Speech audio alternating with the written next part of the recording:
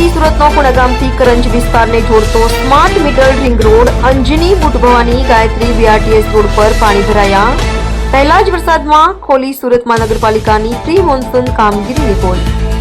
અધૂરી અને કાગળ પરની પ્રી મોન્સૂન કામગીરીના કારણે શહેરમાં આજે ઠેર ઠેર પાણી ભરાતા લોકો ત્રાહિમામ। શાસક ભાજપ અને વિપક્ષ આપ બંને વિસાવદરની પેટા ચૂંટણીમાં મસ્ત પ્રજા ત્રસ્ત।